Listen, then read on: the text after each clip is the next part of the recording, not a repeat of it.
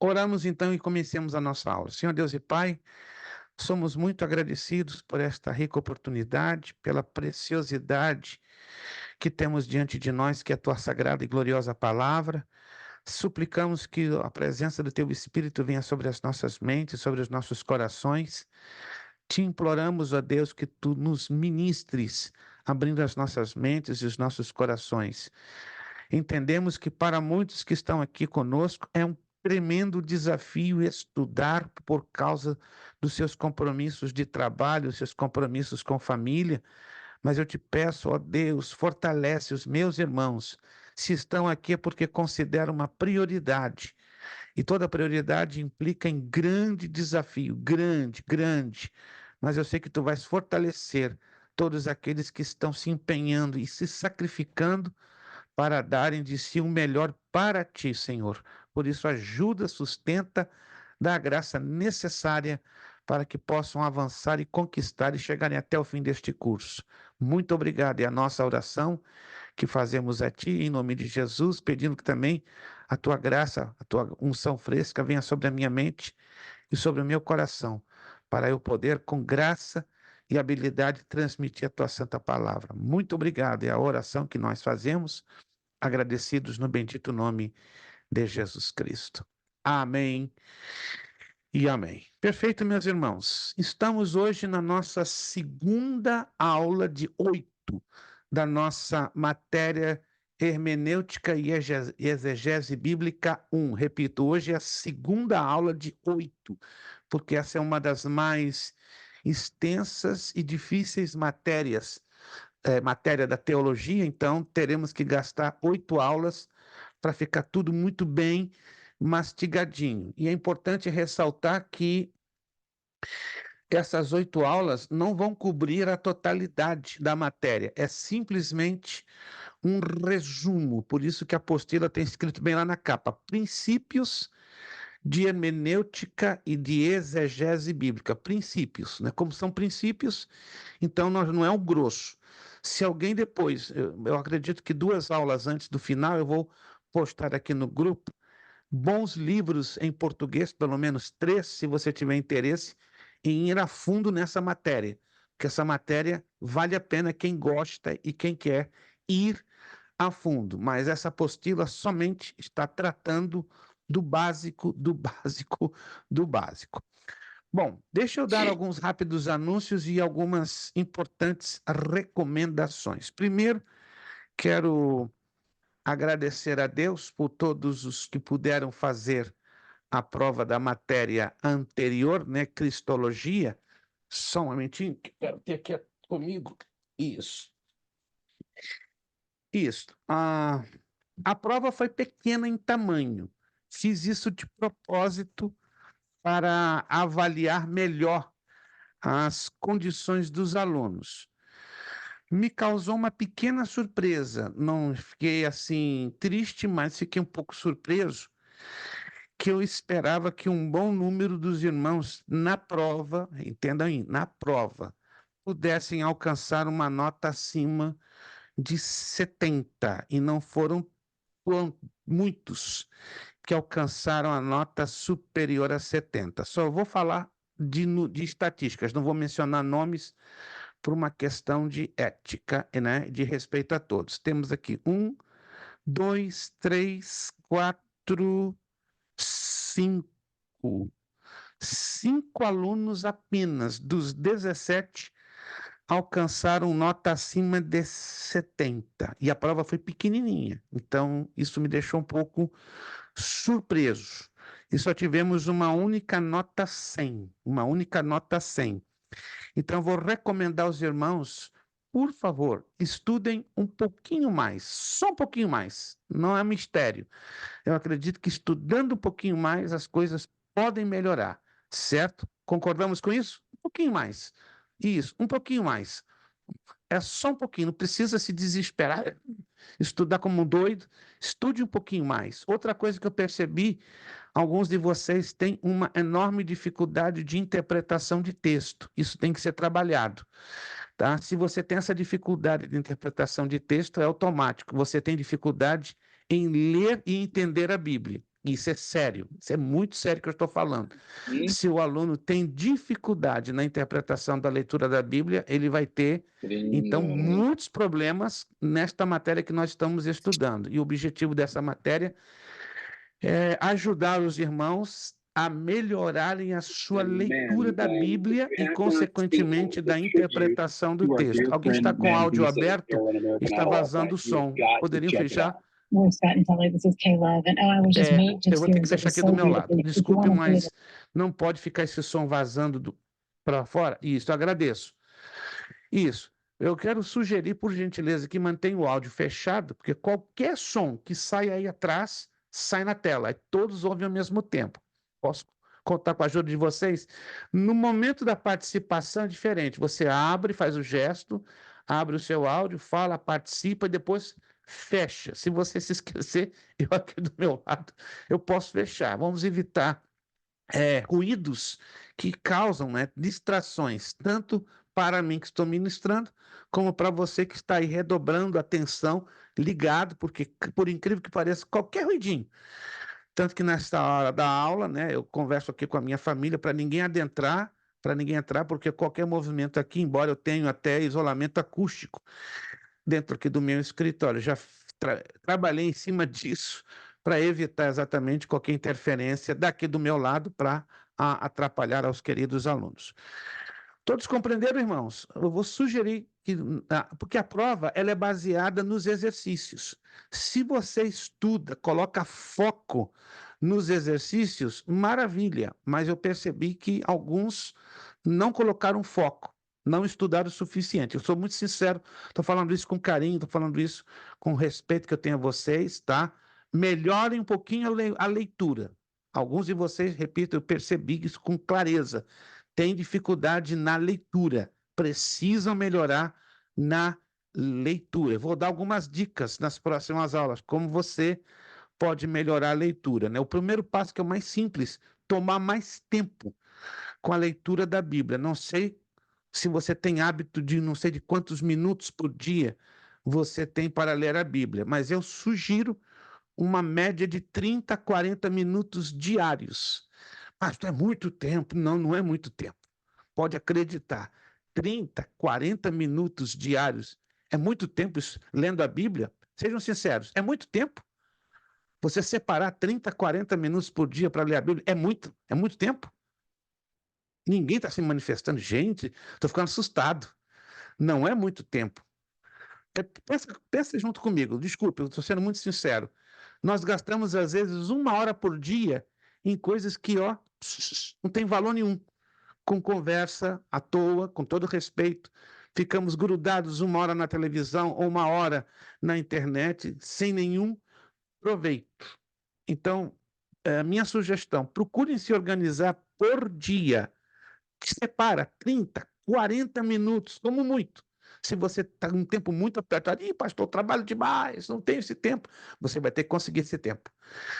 Se você não conseguir esse tempo, vai ter muita dificuldade nesta matéria, porque essa matéria exige leitura. Quem está me entendendo, gente? Quem está me entendendo? Quem está me entendendo? Se você não se aplicar do seu lado, nesses 30, 40 minutos diários na leitura, seja da Bíblia, seja da apostila, lamento dizer que os resultados não vão ser bons. Sou muito realista. Estou aqui para ajudar e vou ajudar. E quero ajudar e vou me empenhar como nunca, vou me sacrificar o que eu puder para ajudar a cada um de vocês individualmente. Tá? Contem comigo, mas não contem em eu fazer a sua parte. E não contem com Deus em fazer a sua parte. Então, faça a sua parte, eu vou fazer a minha parte e melhor do que ninguém, o nosso Deus vai fazer a parte dele. Estamos entendidos, gente? Estamos entendidos ou não? Me fiz explicar bem? Isto. Então, vamos fazer a nossa parte, vamos nos empenhar, vamos nos sacrificar. Preste atenção, você não se sacrifica no seu trabalho material por causa do seu salário? Eu acredito que sim. Você faz o melhor, você dá o melhor. Porque se você não der o melhor do seu trabalho material, você não ganha. Então, agora, faça o melhor que você puder para Deus. Não é para mim, não é para a escola, é para você e primeiramente para Deus. Você fazendo para Deus, a coisa vai deslanchar de uma maneira maravilhosa. E no que depender de mim, estou aqui. Pastor, não estou entendendo isso. Estou aqui, gente, estou aqui. Grite, me chame.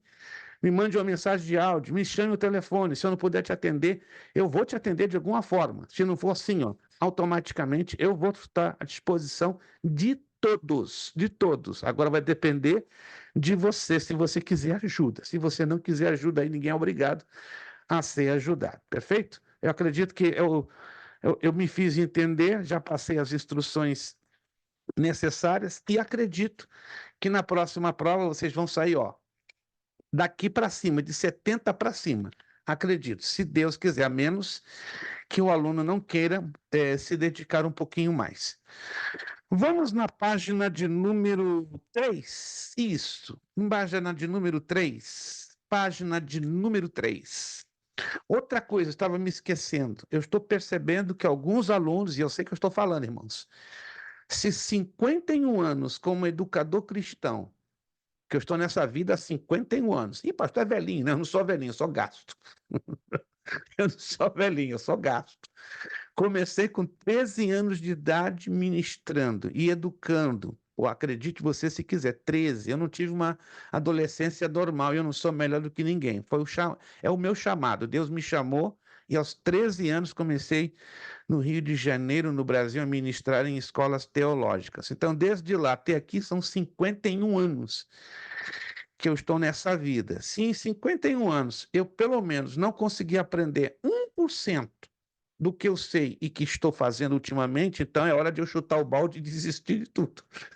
Mas 1% eu aprendi, pelo menos 1%. Alguém está me entendendo? Eu aprendi alguma coisa, 1% ao longo desses anos. Então eu tenho percebido que alguns de vocês não estão lendo as nossas postagens. Por gentileza, por fineza, por obséquio, por favor, leiam as nossas postagens, porque eu dependo da sua leitura. Quando o aluno não presta atenção naquilo que postamos, aí lá na frente vai vir uma situação que vai dar ó, curto-circuito.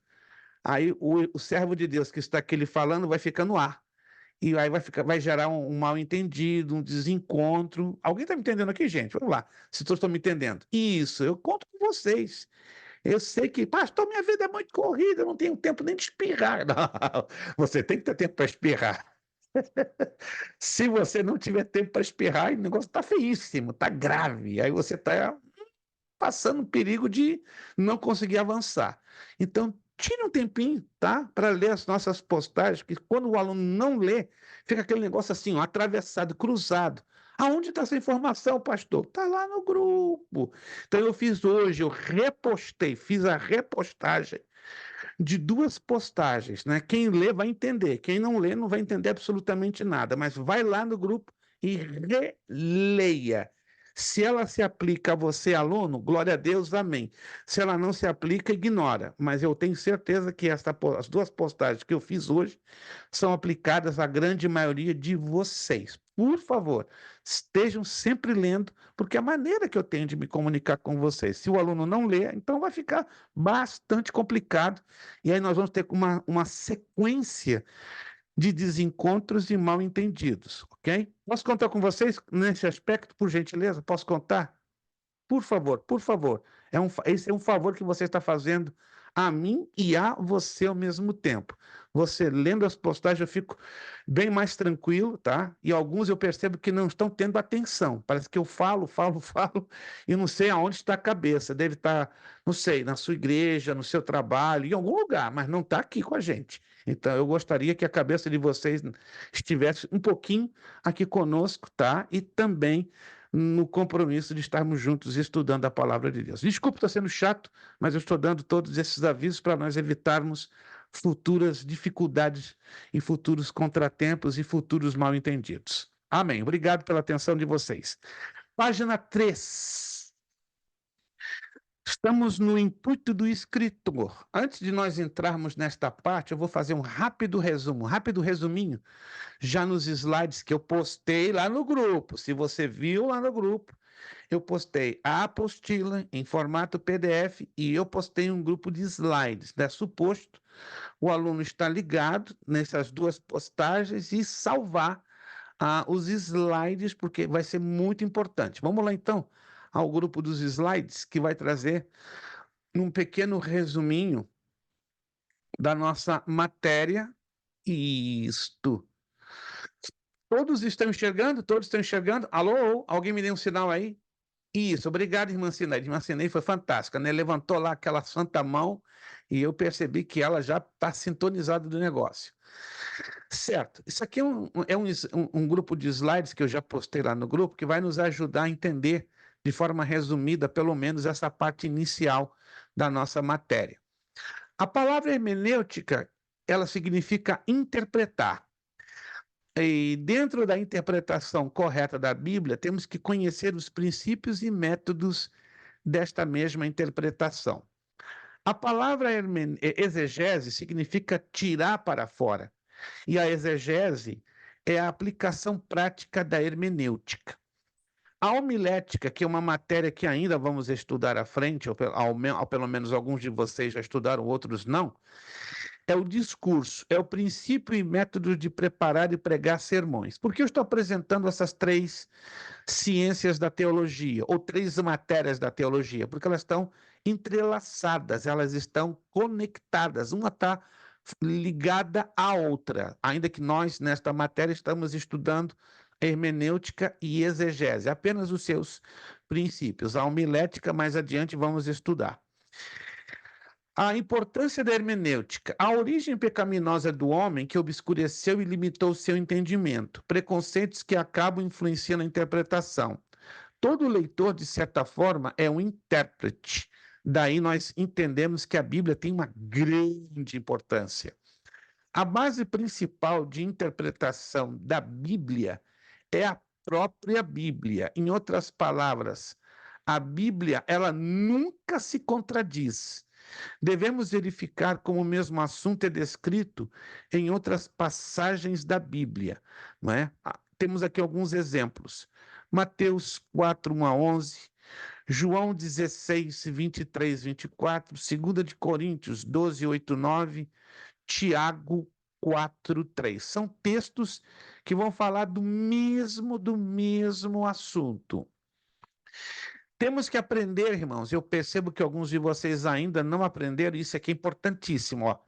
Examinar o contexto do trecho a ser interpretado. O que é o contexto? Nós vamos estudar isso hoje.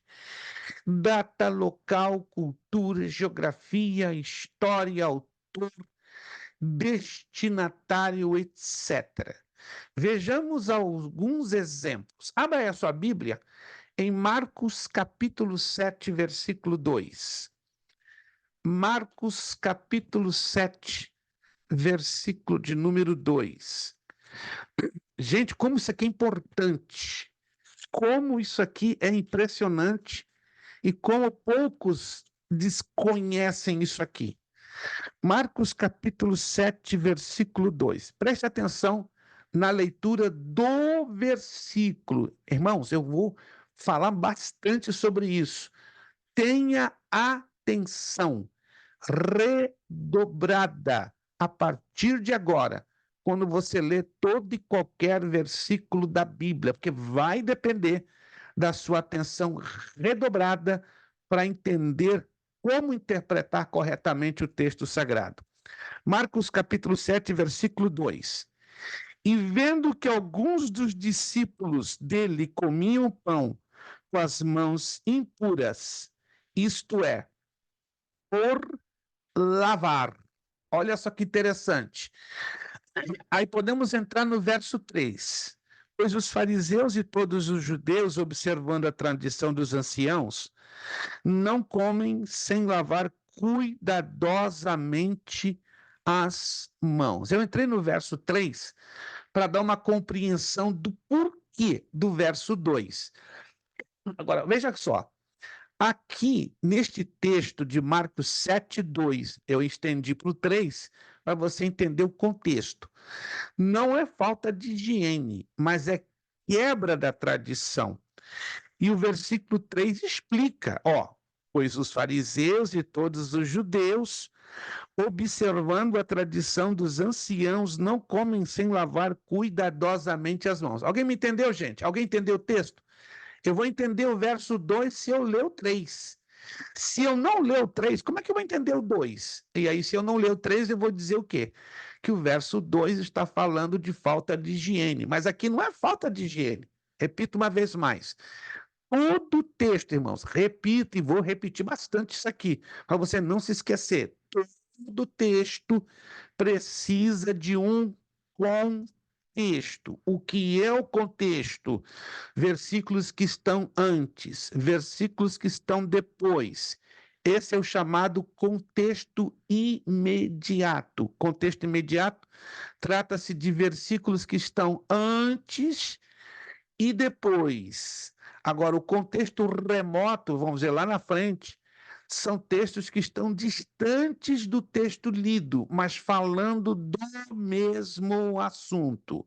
Outro texto aqui, Segunda de Crônicas, capítulo 20, versículo 17. Abra comigo, segundo livro das Crônicas, capítulo 20, versículo de número 17. Segundo livro das Crônicas, capítulo 20, versículo 17. Eu vou aguardar que você tome um pouquinho de tempo, para encontrar esse texto. E até eu vou mudar a tradução, que eu estou procedendo à leitura, que eu estava usando Almeida Revista Corrigida. Eu vou usar agora Almeida Revista Atualizada, porque eu percebo que a maioria de vocês usam mais a corrigida do que a atualizada, para que a gente possa estar, na medida do possível, na mesma página. Segundo livro das Crônicas, capítulo 20, versículo 17. Todos encontraram? Vamos lá? Diz assim, segundo livro das Crônicas, capítulo 20, versículo 17. Nesta peleja não tereis de pelejar, parai, está em pé, e vede a salvação do Senhor para convosco, ó Judá e Jerusalém. Não temais, nem vós assusteis. Amanhã saí-lhes ao encontro, porque o Senhor será convosco. Muita atenção aqui, por favor. Aqui nós destacamos, como você está vendo aqui no slide, a palavra salvação. Mas aqui a palavra salvação, preste atenção, não está se referindo à vida eterna. Está se referindo ao livramento na batalha.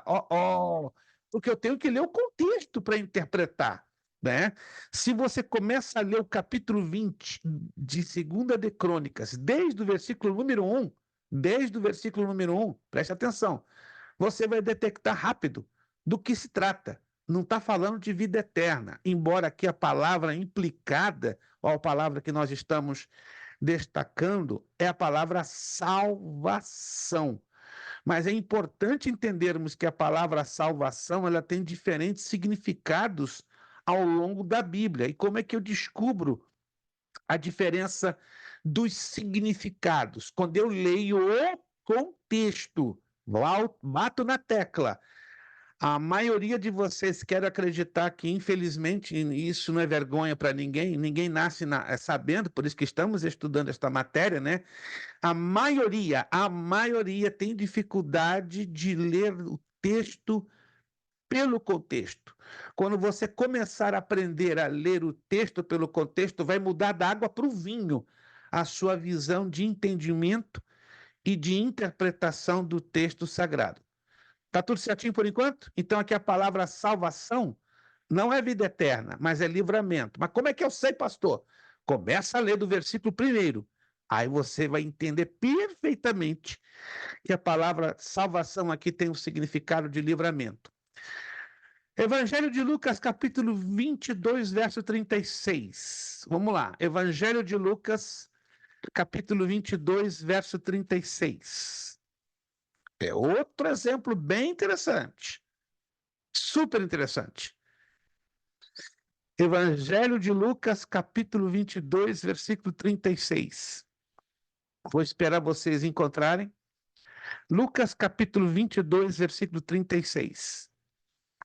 Alguém já conseguiu encontrar? Maravilha? Isso, irmão Ailson está ali. Levantou a mão santa, sem sem contenda, dizendo, já achei. Evangelho de Lucas 22, 36. Disse-lhes, pois, mas agora aquele que tiver bolsa, tome-a, como também o alforje. E o que não tem espada, venda a sua veste e compre-a. Em algumas traduções diz trocar suas vestes por espadas. Aqui não é para os discípulos se tornarem malfeitores, e sim para entenderem que seriam tratados e abordados como tais. Como é que eu sei disso? Aí você tem que ler o versículo 35, o 37 e o 38. Quando você lê, atenção, o versículo 35, 37 e 38, aí você vai interpretar corretamente o versículo 36 de Lucas 22. Isso é ler o texto considerando o contexto. Temos outra questãozinha, mas eu vou trabalhar depois, tá? Vou trabalhar depois, vamos voltar à apostila. Ih, gente, tem tanta coisa, tanta regrinha para nós observarmos nesta matéria que talvez alguém vai dizer, pastor, que matéria difícil. Ela é difícil, mas ela é a chave que vai ajudar aos irmãos interpretarem corretamente a palavra de Deus. Vamos lá, então. Voltando à página 3 da nossa apostila, né? Aqui estamos falando do intuito do autor. Eu vou repetir essa partezinha que lemos na aula passada. É preciso ter em consideração o desígnio, o objetivo do livro ou passagem que ocorrem as palavras ou expressões obscuras. Esta regra tem importância especial quando se trata de determinar se as palavras devem ser tomadas em sentido literal ou figurado. Você se lembra que nós falamos dos 3 níveis de interpretação da Escritura: o nível simbólico, figurado e literal. Alguém se lembra ou não? Vamos lá. Isso. Então, isso é outra coisa que tem que ser considerado. Para não incorrer em erros, convém também deixar-se guiar pelo pensamento do escritor e tomar as palavras no sentido que o conjunto do versículo indica. Aqui nós temos aqui alguns exemplos.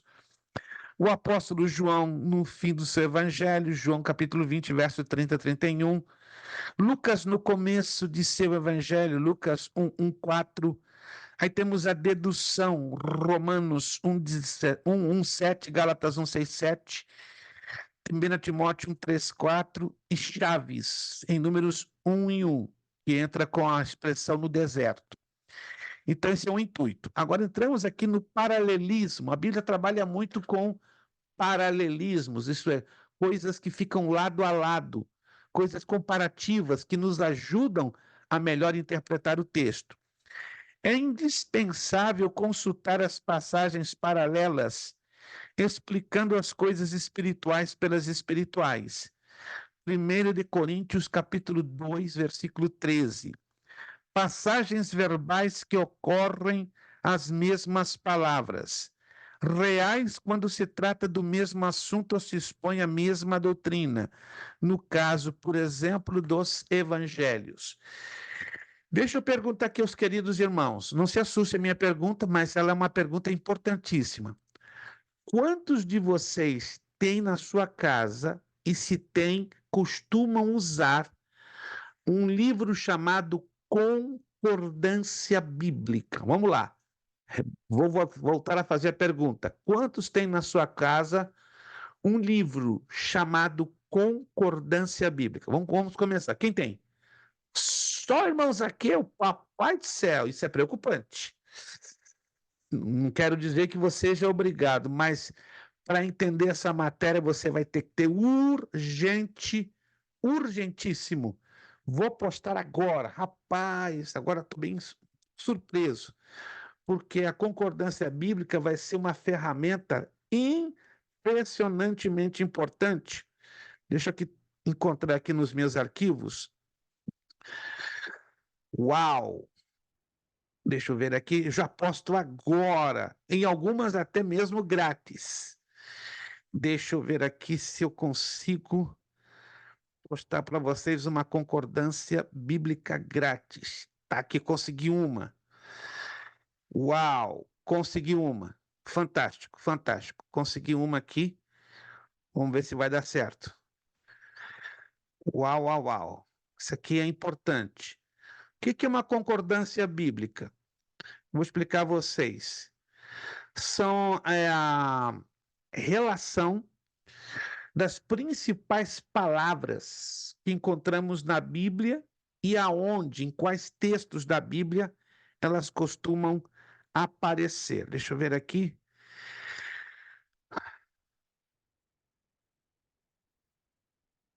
Perfeito. Mandei uma lá em PDF, tá lá no grupo. Depois, com calma, você pode olhar. Mas eu vou recomendar, se você quer dar preferência a comprar uma em papel, eu vou recomendar uma muito boa. Deixa eu ver aqui se eu consigo alcançá-la.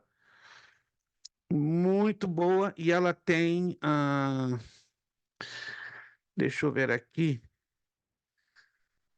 Isto, no Amazon, perfeito. Excelente. No Amazon, ela é um pouco cara. Ela está $39,91. Deixa eu aqui já fazer isso aqui.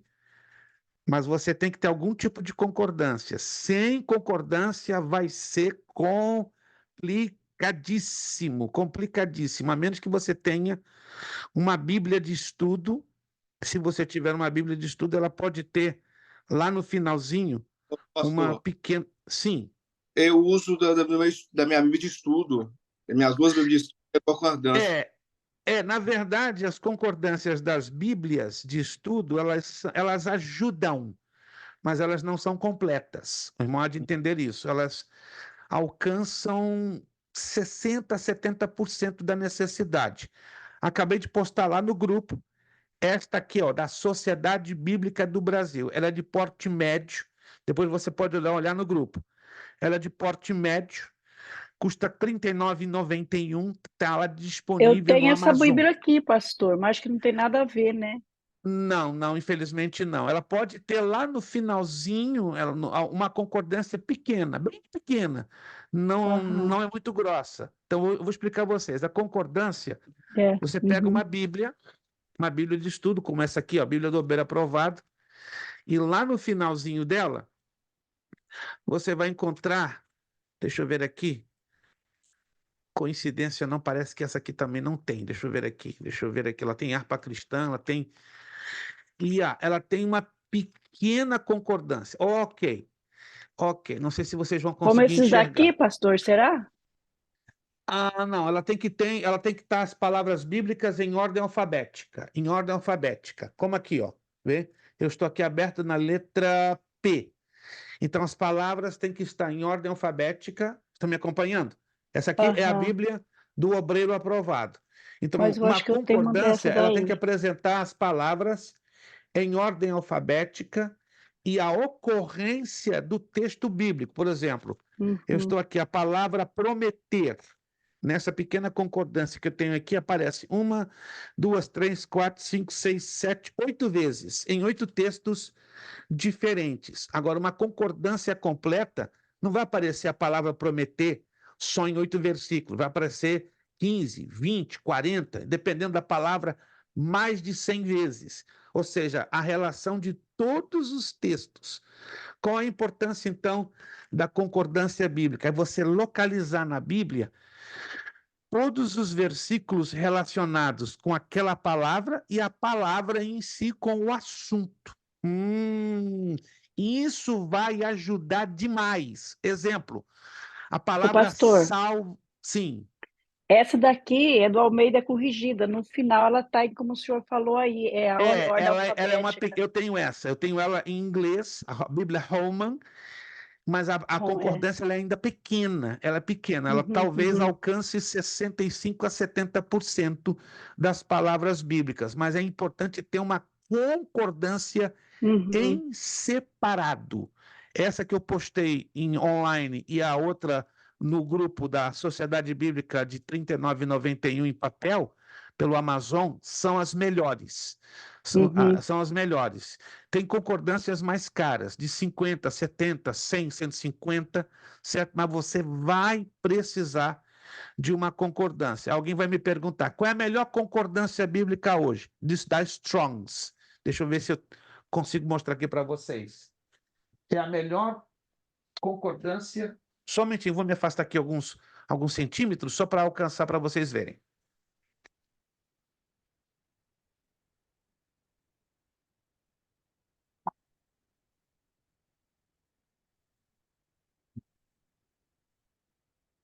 Perfeito. Essa é a melhor concordância bíblica que existe hoje no mercado.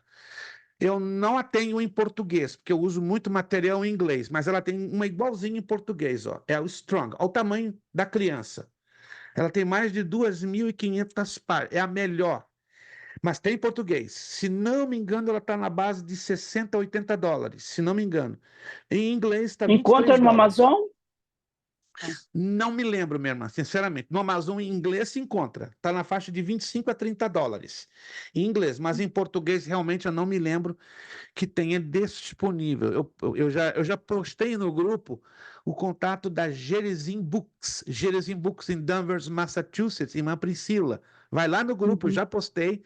Liga para lá e pergunta se eles têm a concordância Strong, se você tem interesse. Claro, ninguém é obrigado a adquirir, mas se você tem interesse em ter a melhor, esta é a melhor, gente. Não estou aqui fazendo propaganda, esperando ganhar, né, propina ou coisa parecida. Esta é a melhor concordância. Chama aqui, ó. Ela é a exaustiva concordância da Bíblia. Ela tem todas, literalmente todas as palavras da Bíblia estão aqui relacionadas em ordem alfabética.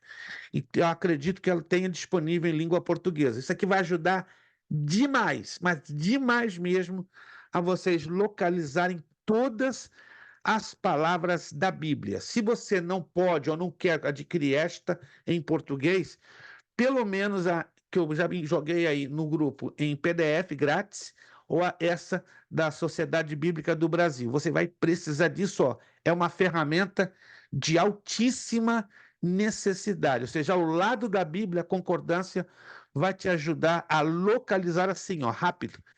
Enquanto você não tiver uma concordância, use a que você tem no finalzinho da sua Bíblia de estudo, né? Porque ela vai te dar uma boa, vamos dizer assim, uma boa orientação, né?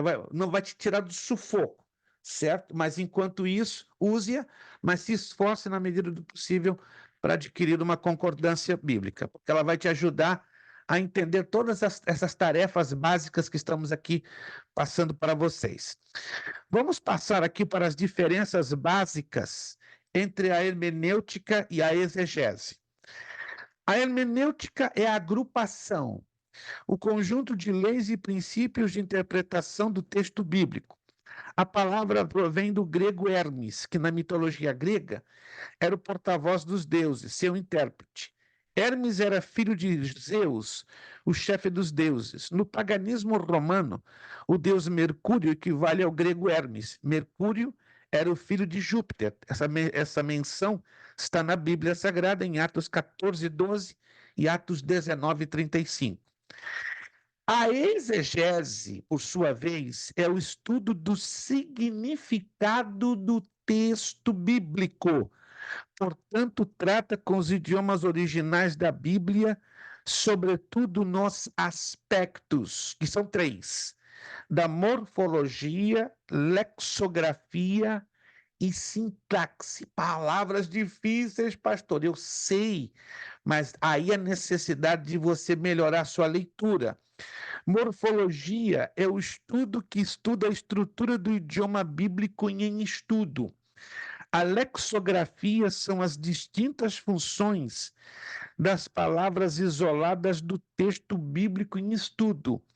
E a sintaxe são as distintas funções das palavras bíblicas quando são combinadas no discurso. É somente isso que você precisa saber. Não esquenta a cabeça em estudar a fundo morfologia, lexografia ou sintaxe, porque o objetivo desta matéria é só lançar essa rápida noção, essa rápida ideia, mas não esquenta a cabeça em pegar, oh meu Deus, eu tenho que estudar morfologia, tenho que estudar a fundo lexografia, tenho que estudar a fundo sintaxe. Não, tranquilo, tranquilo. Isso aqui é só para te dar uma noção de que a exegese, ela se ocupa deste estudo a fundo. E vale a pena recordar e frisar, continuando aqui na apostila, que o vocábulo exegese, etimologicamente falando, provém do grego ex, que quer dizer fora ou a partir de, mais egesis, que quer dizer texto, que literalmente quer dizer tirar. Também significa extrair de, traduzir, narrar, interpretar. Este último sentido é o mais usado frequentemente na teologia. Escute, é normal você ler um texto que não entende imediatamente a sua interpretação, você querer dar a sua própria interpretação. Quem já fez isso? Não se sinta mal, porque isso não é pecado. Quem já chegou à conclusão ou teve essa experiência que está lendo um texto, não entendeu o texto apropriadamente e procurou dar a sua própria interpretação ao texto bíblico? Vamos lá, alguém já passou por essa experiência? Irmã Aline, irmão Alexandre, eu então nem se fala. Irmãos, eu não nasci sabendo. Se alguém pensa que eu nasci sabendo, você está equivocado. Tive que aprender a dar muita cabeçada, tive que estudar muito para eu hoje, pela bondade, grande misericórdia de Deus, estar passando algo para você. Mas eu errei muito nos meus primeiros anos de fé, meus irmãos. Nos meus primeiros 5, 10 anos de fé, pensa no homem que errava assim direto, na correta interpretação do texto sagrado, até que comecei a estudar, fiz o básico, o médio, o bacharel e fui embora. E aí decidi, né? Deus falou no meu coração, você vai se especializar nesta área. E é o que eu fiz, passei 18 anos da minha vida me especializando na área da exegese, da hermenêutica bíblica, da escatologia bíblica, também me especializei em geografia bíblica e arqueologia bíblica, né? Todas estas áreas da teologia, eu gastei quase 30 anos da minha vida. Não me envergonho em dizer isso e também não estou aqui me vangloriando. A glória seja dada ao nome do Senhor. Ou seja, não me arrependi um momento, ter gasto 30 anos da minha vida, né? Praticamente uma parte da minha adolescência e juventude, estudando. Hoje eu tenho 64 anos e tenho muito ainda que aprender. Oh, meu Deus, você não está entendendo. Tem muito, muito, muito ainda que aprender. Mas o pouquinho que eu pude aprender ao longo desses anos, eu estou aqui com alegria compartilhando com vocês para entenderem que a Bíblia é um livro lindo, maravilhoso, mas nós precisamos conhecer esse código chamado hermenêutica e exegese, para nós não termos esse problema. Escute essa. Quando eu interpreto um texto da minha maneira de entender, ou no meu ponto de vista, isso é chamado de escute, exegese. E-I-S-E-G-E-S-E.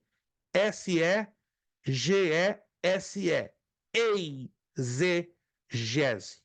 Agora, quando eu interpreto o texto de acordo com o seu idioma original, é chamado de exegese. E-X-E-G-E-S-E. É o objetivo do nosso estudo. Então, estaremos estudando os códigos de interpretação que estão na hermenêutica e a qualidade da interpretação pelos idiomas escritos originalmente que a Bíblia foi escrita.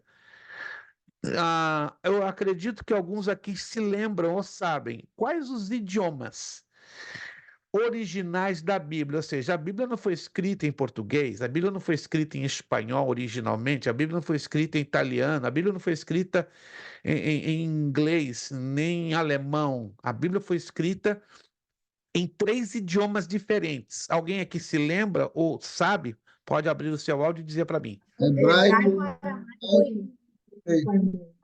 Grego, Hebraico. hebraico. Peraí, Grego. embolou. Vamos desembolar. Vamos desembolar. Vamos desembolar. Tá bem embolado o negócio. Parece uma Grego maca. koiné. Calma, Aramaico. vamos devagar. Eu sei que vocês têm muita informação, agora vamos colocar essa informação de maneira ordenada. Vamos lá. A Bíblia tem duas partes. Quais seriam as partes da Bíblia? Novo e Velho Testamento. Antigo e Novo Testamento. Novo e Velho Testamento, ou Antigo Antigo e e Novo. Novo Testamento. Perfeito. Quais os idiomas, ou qual idioma foi escrito originalmente o Antigo Testamento? Se alguém se lembra. Hebraico e aramaico. Hebraico e aramaico. Se não se lembra, anote. O Antigo Testamento foi escrito 90% em hebraico. 90%. 10% em aramaico. Vou repetir. Antigo Testamento, de Gênesis a Malaquias, 90% do Antigo Testamento escrito em hebraico, 10% deste mesmo Antigo Testamento em aramaico. São idiomas parecidos, mas têm as suas diferenças. E o Novo Testamento, qual o idioma usado originalmente? Qual? O grego koiné. Grego koiné. E por que koiné? Porque a palavra koiné quer dizer o grego do povo, grego popular. Não é o grego que hoje é falado na Grécia. Atenção, o grego que se fala hoje na Grécia é o grego clássico dos filósofos Aristóteles, Sófocles e Platão.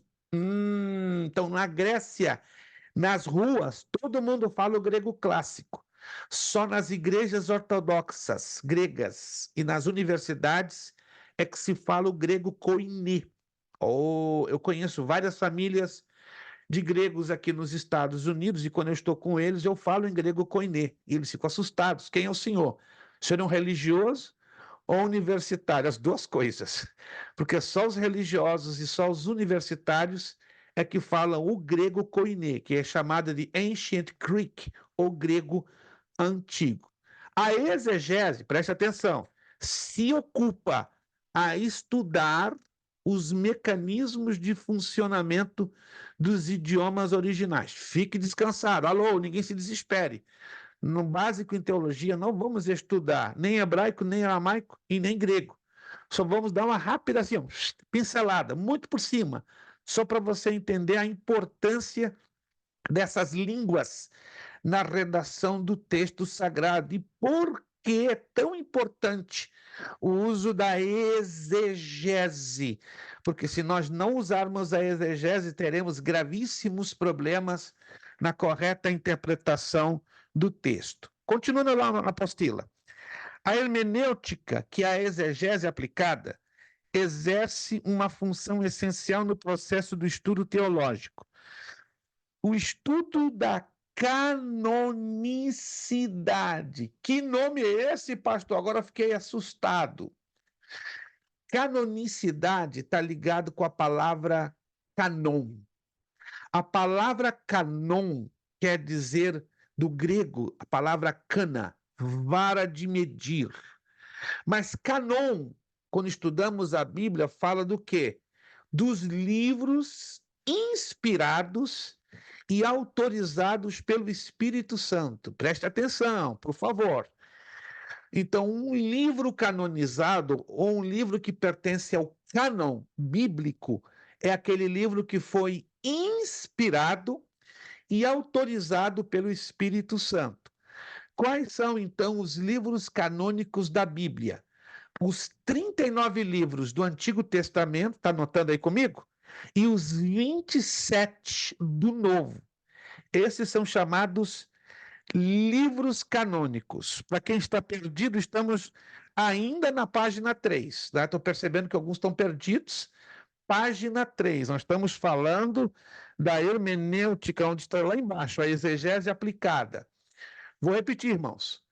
Quando eu falo de canonicidade da Bíblia, eu estou falando de quais os livros que foram inspirados e autorizados pelo Espírito Santo. Presta atenção, aqui dentro da minha Bíblia, e é a mesma Bíblia sua, contém 66 livros. Alô, alguém está me acompanhando aqui ou alguém está acordado? Eu acredito que todos estão acordados, né? Ó, quando você vai no índice, você vai encontrar aqui a lista dos 66 livros da Escritura Sagrada, 39 do Antigo e 27 do Novo. Mas preste atenção, as Bíblias católicas romanas, eles não têm os 66 livros. Não, não. Em geral, eles têm 7 livros a mais, 7 livros adicionais, e basicamente todos dentro do Antigo Testamento. Estes livros não apócrifo. são canônicos, não são. Eles não foram inspirados e autorizados pelo Espírito Santo. Eles são chamados de livros apócrifos ou deuterocanônicos. A palavra apócrifo quer dizer escondido. A palavra deuterocanônico quer dizer segundo cânon. Anote isso. As Bíblias católicas possuem um total de 73 livros.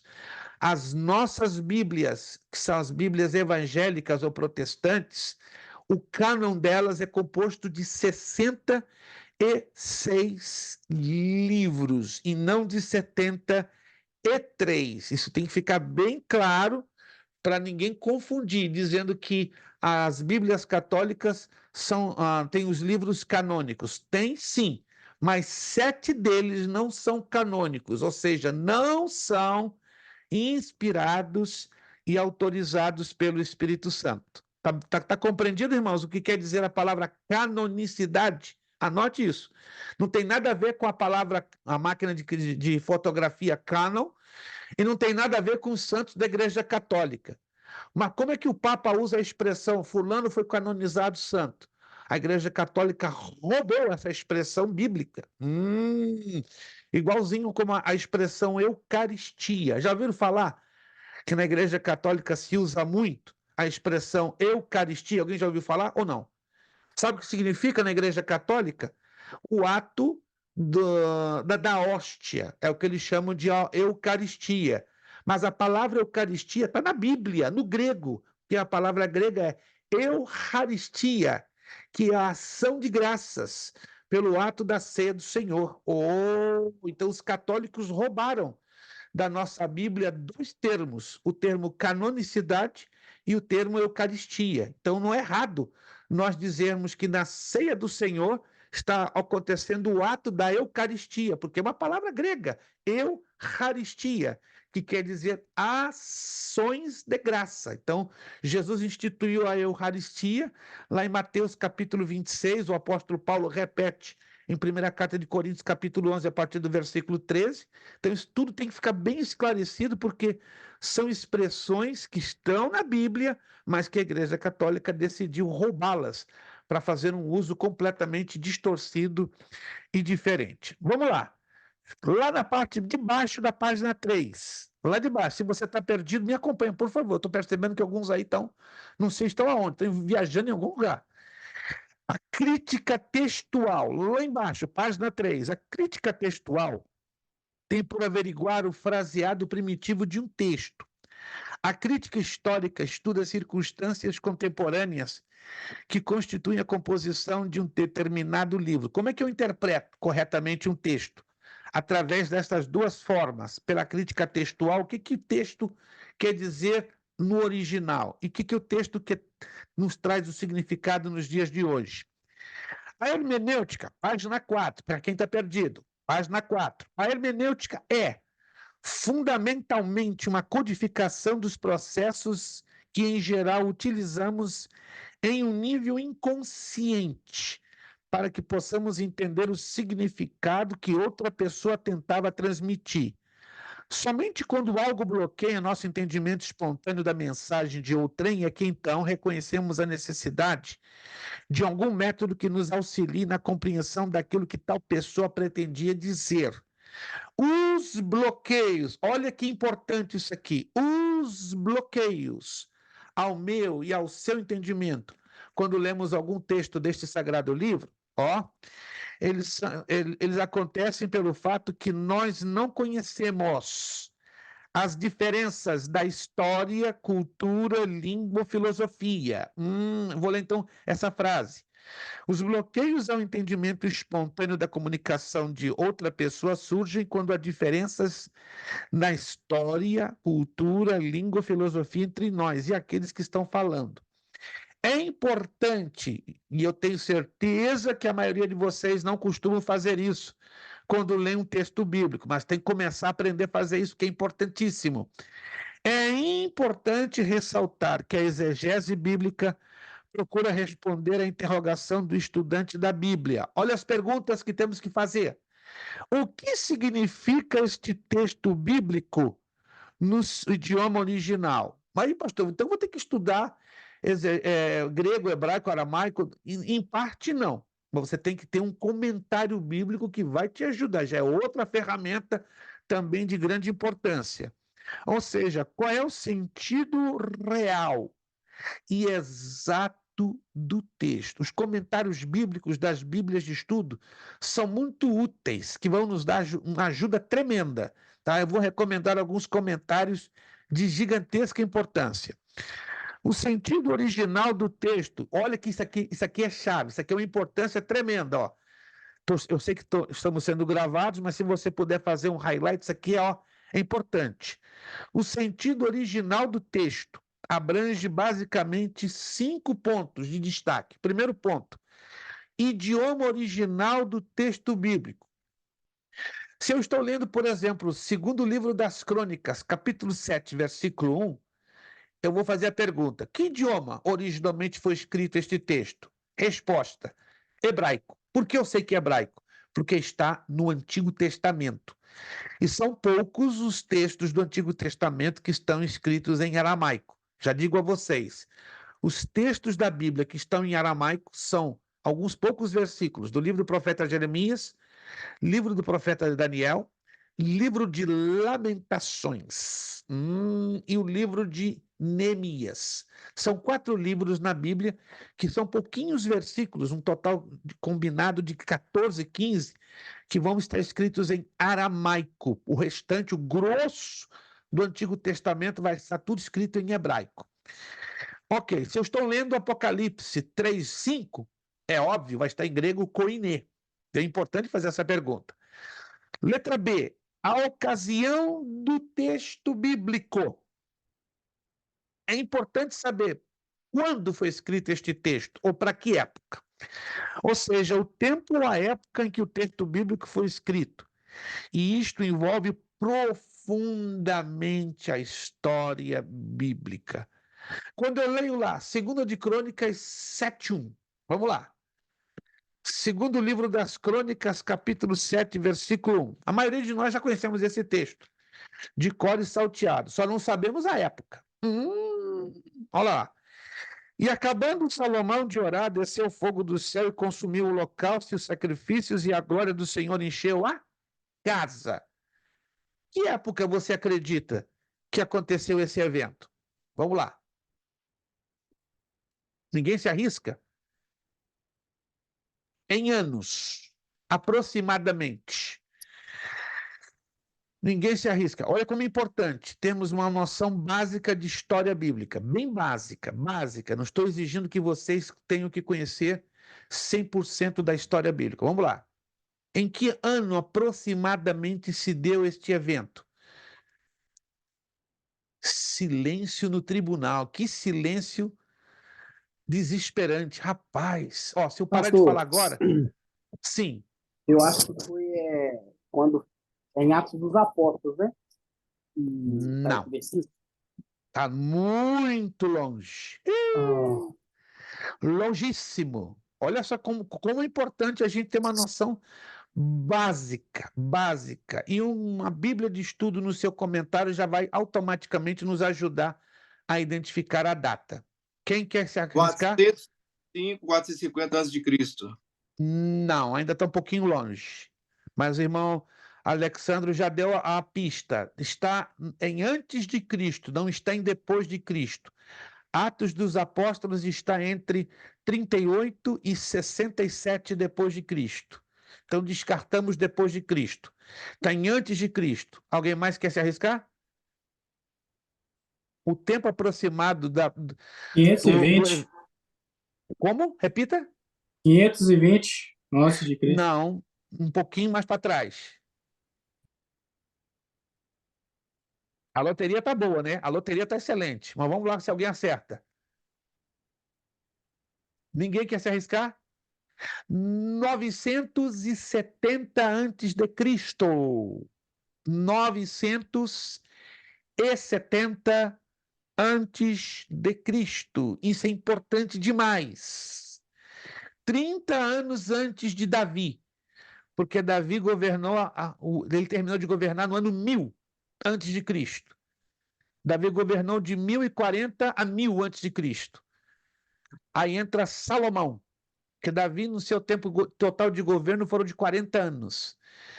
Aí entra Salomão, que começa a governar de 970 a 930 antes de Cristo. E esta época foi exatamente que está em 2 de Crônicas. Sim, senhor. Na minha Bíblia de estudo está falando que é 971 a 931 a.C. São datas aproximadas, mas a que os historiadores melhor se encaixam seria 970, mas as Bíblias de estudo elas trabalham com aproximações, mas nas aproximações ainda a data de 970 seria a melhor aproximação. Entenderam, gente? Uma Bíblia de comentário, de estudo, vai ajudar vocês a trazerem essa localização. E, pastor, então eu preciso de algumas ferramentas para entender a hermenêutica? Sim, senhor. Você não pense que estudar hermenêutica é estudar de mãos vazias. Tem que ter algumas importantes ferramentas. Vamos avançar. Outra coisa é o lugar do texto bíblico. Vamos continuar no mesmo texto? 2 de Crônicas 7:1. Qual foi o lugar que vocês imaginam que se deu o evento, o acontecimento de 2 de Crônicas 7:1? Me deem o nome da cidade, se podem dizer, e do país. Olha como isso é importante. 2 de Crônicas 7:1, quando você lê o acontecimento, em qual cidade, em qual país que se deu o acontecimento? Rapaz, estou pegando gente desprevenida ou alguém está com medo de falar e errar. Estamos aqui para aprender, irmãos. Ninguém nasce sabendo. Vamos lá. Ninguém tem uma leve ideia. Aqui é a inauguração de um templo. De um templo importantíssimo. Qual foi esse templo? Aonde e em que país? A menos que vocês nunca tenham lido esse texto na vida. Aí é grave. Aí é gravíssimo. Israel, É preocupante. Jerusalém, templo que Salomão fez. Cidade de Jerusalém. Isso, ô, pastor Anderson, deixa Deus lhe usar. Não segura, estou percebendo que o pastor Anderson está atrapalhando Deus hoje. Pastor, deixa Deus lhe usar, por favor. Anima o povo.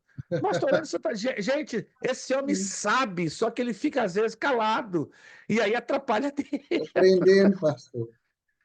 Não, irmão, Vamos sabe aqui com a muito. barriga Não, de- a sua modéstia é que me leva uma profunda e sincera admiração à sua pessoa, né? Já conheço o pastor Anderson há algum tempo e tenho aprendido a admirar o pastor Anderson pela sua simplicidade, pela sua humildade.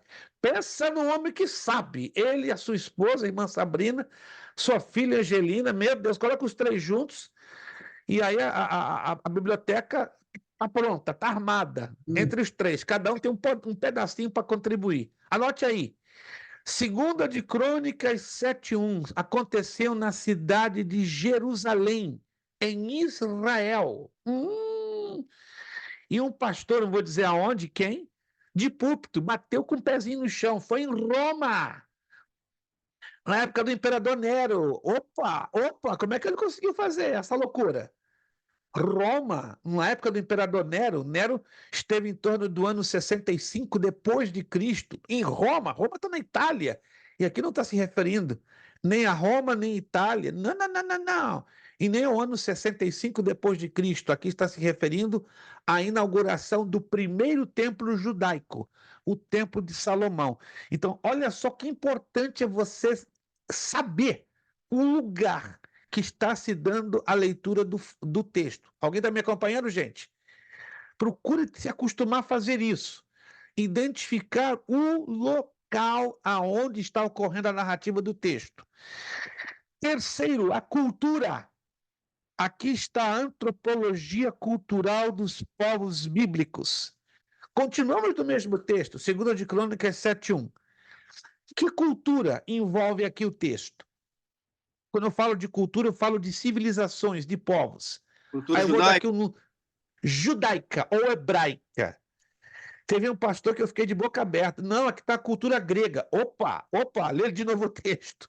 Cultura grega? Na Bíblia falam de 5 culturas, presta atenção. A cultura hebraica ou judaica, a cultura romana, a cultura babilônica, a cultura grega e a cultura egípcia. Quando também, em alguns textos, se refere a uma sexta, que é a cultura persa.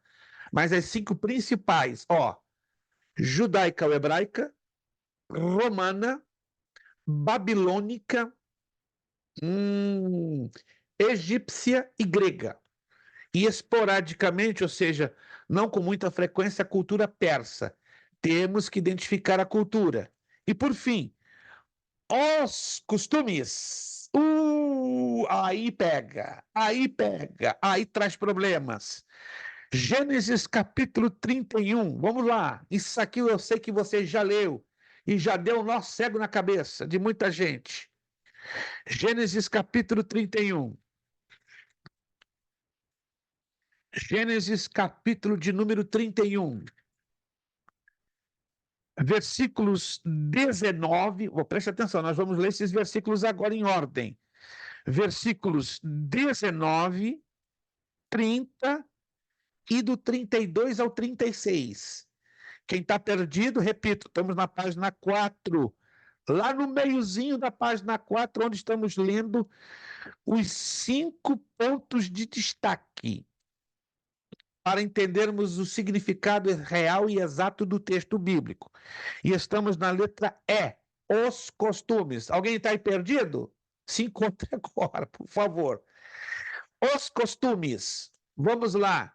Em Gênesis 31, 19. Olha o que diz Gênesis 31, 19. E havendo Labão ido a tosquiar as suas ovelhas, preste atenção, furtou Raquel os ídolos que seu pai tinha. Quem já leu esse texto pelo menos uma vez na vida? Por favor. Poucas são as mãos que estão se levantando. Quer dizer que as que não se levantaram nunca leram esse texto. Então preste atenção, que esse texto aqui nos ajuda a entender o quê? Aí eu salto para o verso 30. Gênesis 31, 30. E agora, se te queres ir embora, porquanto tinha saudade de voltar à casa de teu pai, por que furtaste os meus deuses? Uau! Vou agora ao 32 ao 36. 32 ao 36. Com quem achares os teus deuses, esse não viva. Reconhece diante de nossos irmãos o que é teu do que está comigo e toma-o para ti, pois Jacó não sabia que Raquel os tinha furtado. Verso 33. Então entrou Labão na tenda de Jacó e na tenda de Leia, e na tenda de ambas as servas, e não os achou. E saindo da tenda de Leia, entrou na tenda de Raquel. Versículo 34. Mas tinha tomado Raquel os ídolos, e os tinha posto na albarda de um camelo, e assentara-se sobre eles. E apalpou Labão toda a tenda, e não os achou. Verso 35, e ela disse a seu pai, não se acenda a ira nos olhos de meu senhor, que eu não posso levantar-me diante da tua face, porque tenho o costume das mulheres. E ele procurou, mas não achou os ídolos. Vamos aqui focar o 35 rapidinho. 35. O que vocês acham aqui que é? Do que o texto está falando? Ó, vou repetir o verso 35. Alô, atenção. Pss, se você está distraído, coloque atenção na leitura do 35 aqui comigo, por favor. E ela disse a seu pai: não se acenda ele nos olhos de meu senhor, que não posso levantar-me diante da tua face, porquanto tenho o costume das mulheres. E ele procurou, mas não achou os ídolos. Que costume de mulheres esse aqui? Alguém sabe? Pode subentender pelo texto? O texto dá uma ideia. Menstruação, ela estava menstruada? Exatissimamente, exatissimamente. Não vou ficar quieto. Dou 75 pontos para o irmão Alexandre. Rebentou. 75. Eita! 75. Homem de Deus, dá um sorriso aí da glória. 75. Menstruação. Gente, nós temos que procurar a interpretação quando fazemos uma leitura observativa. Infelizmente, não se sinta mal que eu vou dizer isso. A maioria de nós, quando lemos um texto, lemos assim, ó, por cima. Não damos a atenção do que estamos lendo. E é problemático isso. Versículo 36, para fechar. Então irou-se Jacó e contendeu com Labão, e respondeu Jacó e disse a Labão: qual é a minha transgressão? Qual é o meu pecado, que tão furiosamente me tens perseguido? Observe que nós lemos aqui vários versículos, alguém está me acompanhando? Vários versículos ligados entre si, falando do mesmo assunto. Qual assunto que esses versículos estão falando? Dos ídolos, dos deuses de Labão. Dos ídolos, dos deuses alheios. Guarde isso aqui, ó. Então, aqui nós estamos lendo sobre um costume. Esses textos falam daqueles que ficassem com os ídolos. A palavra ídolo, quando você estuda no idioma hebraico, no português está ídolos, mas no hebraico não está ídolos, está a palavra terafim. Terafim quer dizer deuses de família. Toda palavra hebraica que termina ou que se pronuncia com im é plural. Plural. Im. Então, deuses da família. Tera quer dizer família. Terafim quer dizer deuses da família. E era um costume entre os semitas. Lembre-se que a família de Labão, de Ló, não eram 100% judeus, hebreus ainda. Outra coisa que precisamos levar em consideração. Abraão, alô, nunca foi judeu. Ouvi um pastor esses dias que eu fiquei impressionado. Ele bateu 5 vezes no YouTube. Abraão, judeu dos judeus. Que isso? Não está lendo a Bíblia. Abraão foi caldeu, foi ugarita, semita, idólatra, estrangeiro, nada a ver com a nação de Israel. A nação de Israel, ela começa a aparecer na história bíblica a partir de quem? Vamos lá. Irmãos, eu estou aqui nervoso para dar ponto. Já dei para o irmão Alexandro, eu quero dar para alguém mais. Jacó, A nação pastor. Jacó. Oh, meu Deus, Ítalo, 50 para ti, Ítalo. Eita glória. Esse povo é movido a ponto, viu? É todo mundo com espírito de judeu, só para negociar que dá certo. 50, Ítalo. Se continuar assim, acho que vai ficar isento dessa matéria. Já ganhou 75 da aula passada. Glória a Deus, hein? Jacó, anote aí, a nação hebraica, ela começa a despontar, a nascer com Jacó. Até antes de Jacó, você não pode afirmar que ali estavam os hebreus. Não, eram semitas, eram caldeus e até mesmo ugaritas, que são tribos regionais que habitavam aquela época da Mesopotâmia, que hoje corresponde ao atual Iraque e ao atual Irã. Só a partir de Jacó que a nação israelita ganha uma configuração tanto racial como histórica. É só você acompanhar com muita atenção a leitura do texto bíblico. Vamos lá.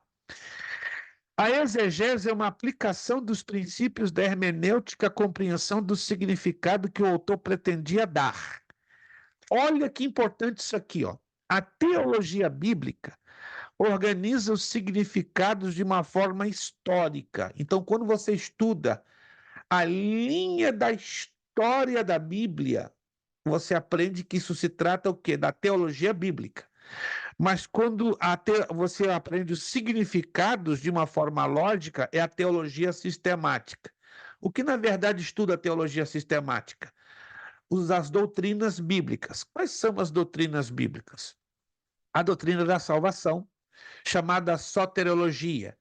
A doutrina do Espírito Santo, chamada pneumatologia. A doutrina do pecado, chamado amartiologia, e assim por diante, a escatologia, a doutrina das últimas coisas e dos últimos acontecimentos. Esse é o papel da teologia sistemática, ela nos ajuda a entender a Bíblia por assuntos. Já a teologia bíblica nos ajuda a entender a Bíblia através da linha do tempo. Vamos lá. Em resumo, isso aqui é importante. A hermenêutica expõe os princípios de interpretação. Já estamos começando a entender um pouquinho desses princípios. Já a exegese aplica-os ao buscar o sentido do texto. Vamos lá, temos ainda 18 minutos para fechar essa aula. Convém, obviamente, conhecermos os requisitos que o hermeneuta ou intérprete das Sagradas Escrituras necessita possuir para o exercício de um eficaz, equilibrado e proveitoso trabalho. Ou seja, para eu e você interpretarmos razoavelmente um texto bíblico, são necessários alguns requisitos pessoais, meus e de você. Quais são eles? Espiritualidade. O que isso quer dizer? Ser um homem convertido, ser um homem de oração, ter consigo o Espírito Santo, que é o sumo intérprete, ser um leitor assíduo e atento a toda a palavra de Deus, ser um homem que ande e caminhe com Deus. Espera aí, e se eu não estou dentro dessas 5 características da espiritualidade?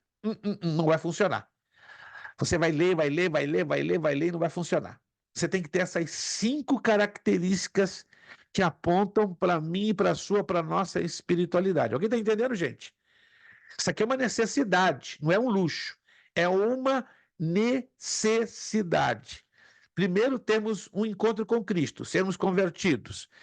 Segundo, temos uma vida de oração. Se você não tem vida de oração, vai ser problemático interpretar razoavelmente um texto bíblico. Terceiro, ter consigo o Espírito Santo, ter aquela comunhão com ele. Quarto, ser um leitor assíduo da Bíblia. Ih, pastor, eu só leio a Bíblia uma vez por semana. Deu ruim. Se você lê a Bíblia uma vez por semana, é o mesmo que você comer uma vez por semana. Deu ruim. E não espere uma correta interpretação do texto sagrado. Aí tu está em problemas. E quinto, ser um homem que ande e caminhe com Deus. Esforçar-nos a termos uma comunhão com Deus. Segundo, número 2, essa parte aqui pega. Ei, irmãos, desculpe, mas aqui vai pegar. O estudo das Escrituras para uma sã exegese, ou seja, para nós lermos o texto como ele é de fato, não é suficiente a leitura simples e devocional da Bíblia. Não.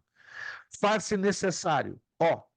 Preste atenção, isso aqui é importante demais. 3 coisas que eu preciso para entender mesmo a Bíblia. Um estudo contínuo, sistemático e coordenado da Bíblia, no qual o intérprete aplica a mente e o coração para entender e aprender o que Deus estabeleceu em sua palavra. Hebreus 8:10 e Hebreus 10:16 nos dão essa dica. Então, se eu não tenho esse estudo contínuo, sistemático e coordenado da Bíblia, eu creio que estamos perdendo tempo. Letra B. Esse estudo deve ser profundo. Tem crente que só aprendeu a ler a Bíblia por cima, na superfície, mas esquece que para interpretarmos corretamente e aplicá-la na nossa vida, temos que ler a Bíblia na sua profundidade. Letra C. Este estudo deve estar isento de autoteologia. O que quer dizer autoteologia? Eu acho, eu penso. Esqueça o que você acha, Esqueça-se do que você pensa no que diz respeito a interpretar corretamente a Bíblia. Temos que aprender as regras, os princípios corretos da interpretação bíblica. Letra D. Esse estudo deve possuir o toque e a orientação do Espírito Santo. Vamos lá, virando a página. Para que haja o quê? Crescimento espiritual. Por que tem crentes que não crescem espiritualmente? Porque não lançam mão desses princípios básicos. Marcos 4,33 nos ensina o seguinte, ó, que Jesus lhes dirigia a palavra, segundo o que podiam compreender, ou seja, conforme a capacidade de compreensão dos ouvintes. Na medida que eu vou estudando a Bíblia, na medida que eu vou lendo a Bíblia, a minha capacidade de compreensão, ó, ela faz isso, aumenta, ela cresce. Quem já teve essa experiência de um dia começar a estudar a Bíblia e entender, ó, só estava entendendo isso aqui. Aí começa a estudar e a ler, estudar e a ler, estudar e a ler, estudar e a ler, estudar e a ler. E hoje a capacidade já está aqui, ó, desse tamanho. Quem já teve essa experiência, irmãos? De começar a estudar e ler. Isso, não é só ler. Tem que ler uma coisa, estudar é outra coisa. Ler todo mundo consegue ler. Agora, estudar é diferente. É o que nós estamos fazendo aqui. É ir na profundidade. Se para você é complicado estudar, então para pensar, isso aqui é sério. Nós estamos aqui no batalhando só não apenas para ler, mas para estudar. Nós queremos tirar você da superficialidade e levar na profundidade. Só na profundidade que vamos poder aplicar a Bíblia, escute, na nossa vida. Se muitas das coisas que a Bíblia tem escrito não têm dado certo na nossa vida, é porque só temos vivido a superficialidade, só na superfície. Mas para as coisas darem certo na nossa vida, temos que entrar na profundidade. Humildade. Mateus 11:25. Alguém pode ler para mim Mateus 11:25? Encontre o texto, abra o seu áudio e leia em voz alta para mim, por gentileza. Mateus capítulo 11, versículo 25.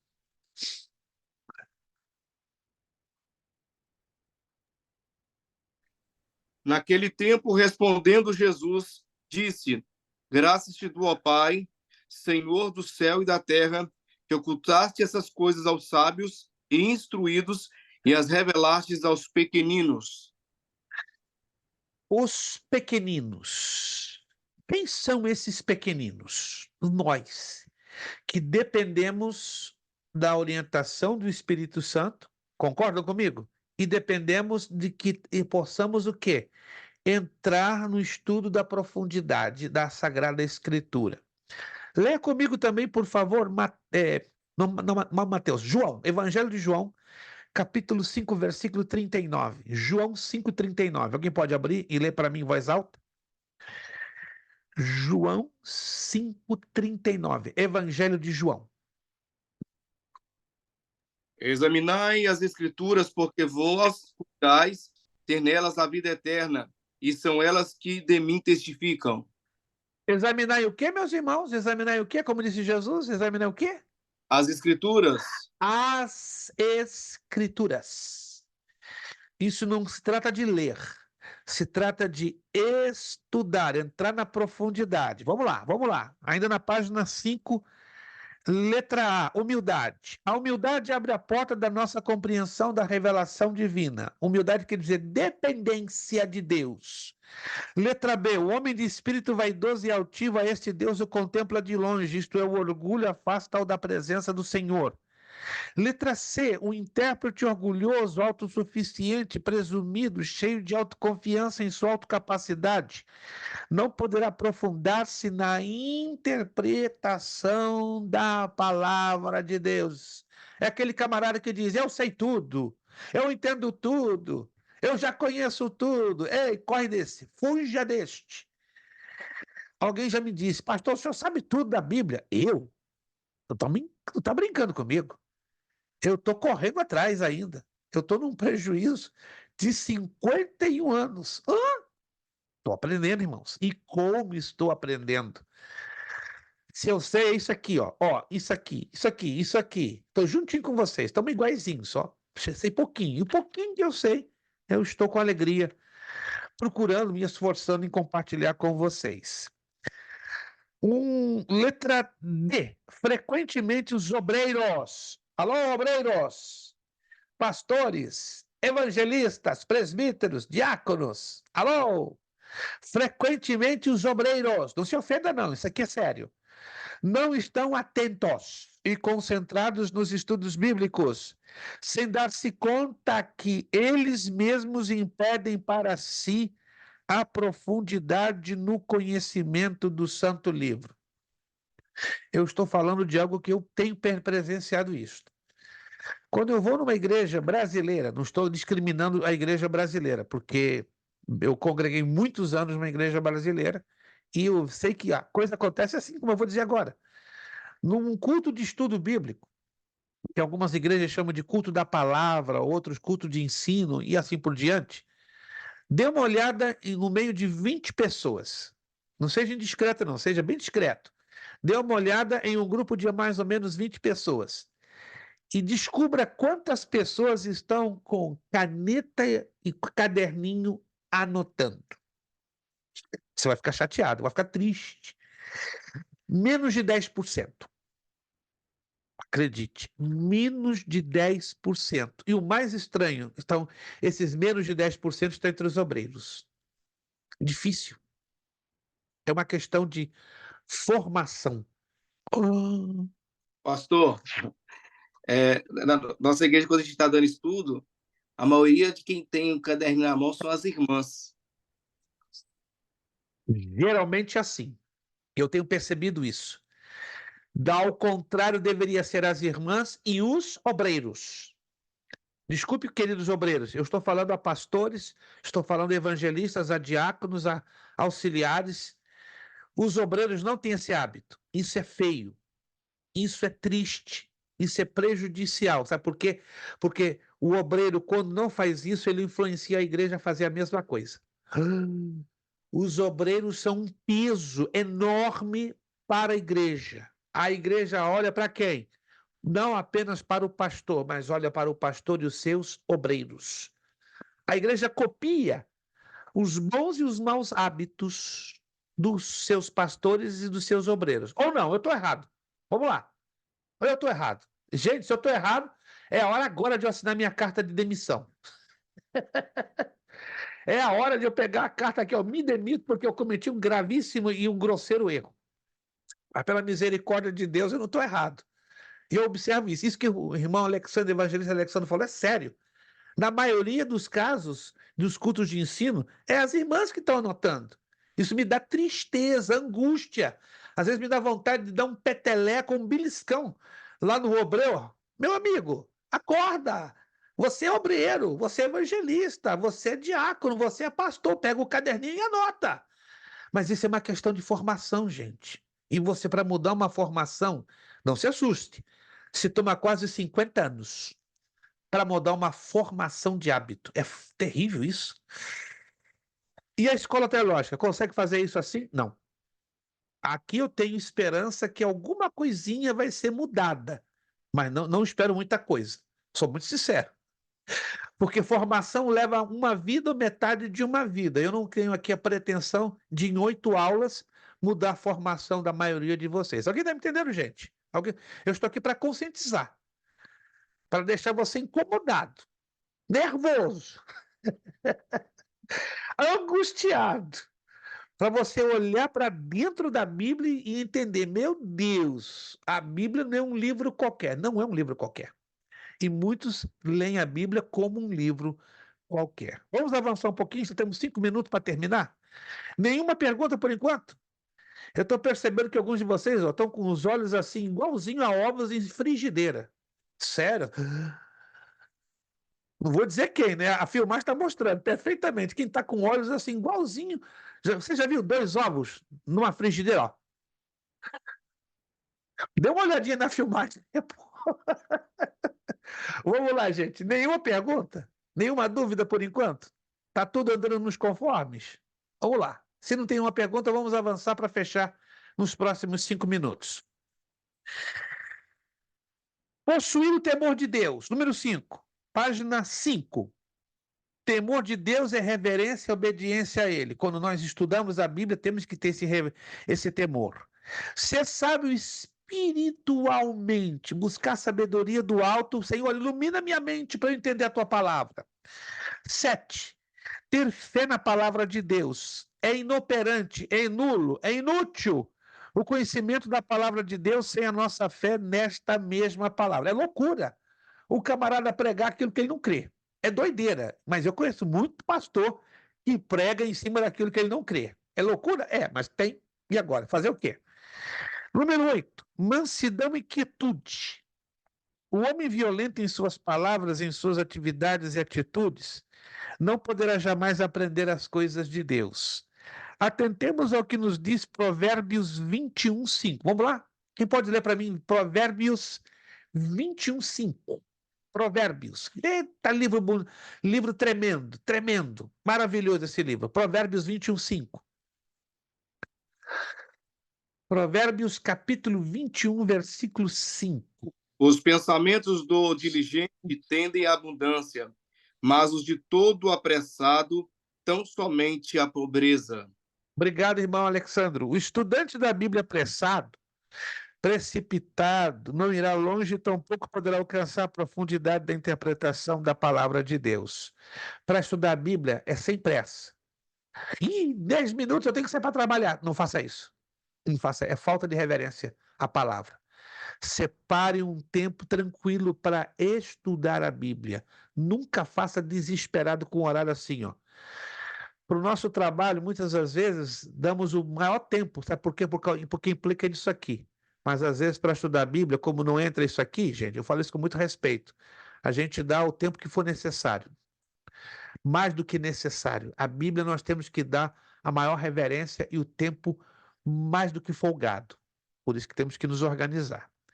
Vamos terminar com a chave mais importante dessa matéria. Preste atenção, essa que é a parte que vamos entrar agora, vamos começar, não vamos conseguir falar de tudo nos 4 minutos que nos restam. A chave mais importante do estudo dessa matéria, que é o estudo dos contextos. Uau!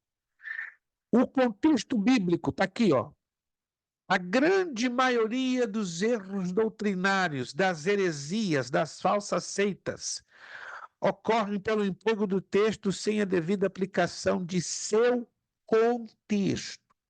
Utilizando o texto bíblico sem seu contexto, poderemos levar a Bíblia a afirmar o que ela não ensina. Por exemplo, tem pessoas que defendem o suicídio e dizem que o suicídio é aprovado na Bíblia por Deus. Aonde? Claro, se eu pego o texto de forma isolada, eu vou defender o suicídio como algo bíblico. Está aqui um exemplo, ó, preste atenção aqui no exemplo. Se eu pego Mateus, capítulo 27, versículo 5, e somo a Lucas 10:37, preste atenção, isso aqui é estranho e é curioso.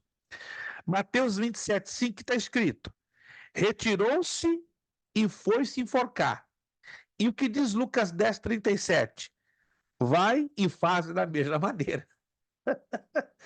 Isso aqui não é trocadilho, não, gente. Isso aqui é problema de interpretação. Tem pregador que pega 2 textos que não tem nada a ver, faz a combinação e ainda tem a cara limpa de dizer, está escrito na Bíblia. Você está pegando o texto fora do contexto. E aí você pode afirmar qualquer loucura que você queira colocar para um povo que não discerne uma gota do livro sagrado. No contexto bíblico, e aqui terminamos por hoje, o intérprete deve levar em conta a lei dos contextos. Alô? Pss. Esta é a lei dos contextos, são 6. Na próxima aula nós vamos começar a ler um por um, a estudar um por um. A gente vai ficar acho que 2 aulas só em cima disso aqui. Isso aqui é a chave, é uma importância impressionantemente grande. Ó. Contexto geral, contexto imediato, contexto remoto, contexto referencial, contexto histórico, contexto literário. Pastor, eu penduro a minha chuteira, jogo a minha toalha, não vou conseguir pegar essa matéria. Irmãos, essa é a chave de toda a teologia, e é só o básico, só isso. Tudo que eu preciso para interpretar corretamente, a Bíblia Sagrada, esse sagrado livro, eu preciso conhecer através desta matéria e através da lei dos contextos. Eu orientei a vocês na aula passada, se lembram, espero que sim, mas quem teve algum probleminha de amnésia ou de esquecimento, vou lembrar agora. Leiam a apostila da página 1, até a página de número 11. Repito de uma vez mais. Leiam a apostila da página de número 1 até a número 11, até antes, onde você lê exercícios, bloco 1. Próxima aula, nós vamos corrigir o bloco 1 dos exercícios, que estão na página 11, 12, 13, 14 e 15. É muita coisa, mas eu já orientei os irmãos lá na aula passada a fazerem leitura dessas páginas. Alguém se lembra ou não? Graças a Deus que ninguém aqui está tendo problema de amnésia, e se tem um vídeo ajuda você a se lembrar. Então, repito, páginas da 1 a 11, leia com calma, leia com atenção. O que você não entender, tranquilo, nós vamos começar, explicar mais detalhadamente a partir da próxima aula. Mas a partir do momento que você já tenha lido da página 1 à página 11, preste atenção, você vai conseguir fazer os exercícios do bloco 1. Se você não ler estas páginas, impossível fazer os exercícios. Repito, os exercícios estão nas páginas 11, assinalar com um X a única alternativa correta. Na página 13, marque C para certo e E para errado. Página 14, relacione a coluna A com a coluna B. Página 14, número 4, preencha as lacunas, e o preencha as lacunas termina lá na página 15, na metade da página 15. Compreendido, povo amado, povo querido, povo abençoado? Tudo certinho? Alguma dúvida? Todos entenderam? Alguém está na dúvida, que eu percebi ali que nem todos entenderam. Gente, eu sei que eu estou falando. Essa matéria exige leitura, observação, atenção. Se você não ler, se você não observar, se você não tiver atenção, vai ter uns probleminhas, que eu gostaria de poupar você desses probleminhas, tá? Mas eu estou aqui para ajudar, tá? Qualquer aluno que tenha dificuldade na interpretação dos exercícios, fala comigo, estou à disposição. Se eu não puder, te atender assim imediatamente, pode aguardar que em algumas horas, 1, 2, no máximo em 3 horas, eu devolvo para você, tá? E eu converso com você, terei o prazer de ajudar você nessa questão, mas você tem que anotar aquilo que você está em dúvida, e eu estarei com alegria lhe ajudando da melhor maneira. Irmã Sabrina, já levantou. Aproxima o seu fone, isso, porque ela já conhece o mistério aí do seu aparelho. Fale comigo. Pastor, eu tenho essa Bíblia de estudo com temas em concordância. Depois tu me ajuda a estudar com ela? Porque tem horas que Faça uma foto dela, por favor, se Tá. possível, só a capa e a parte de trás, ou pelo menos um meio, né? A senhora seleciona algum texto no meio e no fim, e me mande umas 2 ou 3 fotos. Tá. Eu tenho uma parecida em inglês, de repente é a mesma, porém a tradução em português. Se é a Bíblia que eu estou imaginando, a senhora tem um foguete dos maiores na sua mão. Mas não sei usar, pastor. É porque ela é toda codificada. Ela é e a senhora tem difícil. mas a senhora tem que aprender a usá-la lá no finalzinho. Lá no finalzinho tem um código, que é o chamado Manual de Instruções. E Bíblias dessa natureza tem que ir lá no final para ler o código. Se a gente Uhum. não lê o código, é igual a instalar um ar-condicionado assim na cara. Eu, Que a- eu, eu, eu pego assim, estou insistindo com ela, mas é bem difícil de você. Não, esse material aí é um dos melhores. Você está com material formidável, mas tem que ler lá atrás. Eu vou ajudar a senhora, tem que ler lá atrás. Lá atrás Tá tem bom. os passos, são 1, 2, 3, são vários passos para a senhora saber usar. Igual a Bíblia Thompson. Você sabe qual é a Bíblia Thompson? Sim. Bíblia Thompson é outra coisa fantástica. A maioria não sabe usar, porque não vai lá atrás, lá no final, para entender os passos para saber usar a Bíblia Thompson. Essa Bíblia, se não me engano, é a mesma, se é a mesma que eu tenho em inglês, é a mesma coisa. Manda para mim umas 5 fotos, pelo menos, que aí eu vou dar os passos. Um, dois, Ela três. tem os rituais, os costumes, ela é tudo em uma, mas eu não sei usar. Só tem tudo na mão. Sim, você está entendendo. Só tem uma biblioteca de pelo menos 300 livros em um só. Pelo menos, sem exagero. O que eu tenho aqui atrás de mim, em torno de 200 livros, a senhora tem tudo em um só. Só tem uma riqueza tremenda. Tem que saber explorar essa riqueza. Eu vou lhe ajudar. Tá bom, Perfeito. obrigada. Alguma pergunta, alguma dúvida a mais? Nenhuma? Maravilha. Então, gente, vejo vocês, se Deus quiser, na próxima semana, no dia 7 de abril. Você que já fez o pagamento da mensalidade de abril, ó, brigadão de coração mesmo, Deus abençoe. Se você ainda não fez, tem até a meia-noite de hoje. Se passar da meia-noite, lembre-se, você vai colocar com os $10 de multa, porque você já está pagando com a multa. Tá bom? Então, se você não fez ainda o seu pagamento, até meia-noite sem multa. Meia-noite e um, que isso, pastor? Yeah, eu sou inglês, não sou brasileiro. Meia-noite e um, você já paga a multinha de $10, a menos que você justifique a razão do seu atraso por algum problema financeiro, de saúde ou de família. Vamos agradecer a Deus? Perguntinha: o Espírito Santo falou alguma coisa conosco através do estudo de hoje? Eu quero acreditar que sim. Se não falou, eu vou orar por você, para Jesus te dar um encontro com ele e você se converter de novo. Gente, você pode não acreditar. Eu orei esses dias por um evangelista, com todo respeito, ele se entregou a Jesus de novo. Isso acontece, gente. Eu quero aceitar Jesus. Começou a chorar. O que está acontecendo, meu irmão? Ô, você é evangelista, eu quero aceitar Jesus. Amém. Glória a Deus. A palavra falou comigo. Amém. O que eu vou fazer? Vou orar por você. Eu falo com o seu pastor que você se entregou a Jesus de novo. Impressionante. Tem pessoas que muitas das vezes precisam ter um novo reencontro com Jesus. Eu já vi isso. Não é normal, não é comum, mas acontece. E quando acontece, a gente entende o seguinte: é o poder da palavra que entra lá no fundo e mexe com a nossa estrutura. Vamos agradecer ao Senhor nosso Deus. Pastor Anderson, que está ali com uma camisa. Pastor Anderson, ele para quem não sabe, ele lança moda evangélica, tá? Moda cristã. Ele aparece com cada camiseta que. Meu Deus, eu tenho que tirar um fim de semana para ir em Porto São Lúcio para ver o acervo, né? Livre A coleção expressão das. é pressão, pá. Como é que é? Livre, espontânea pressão.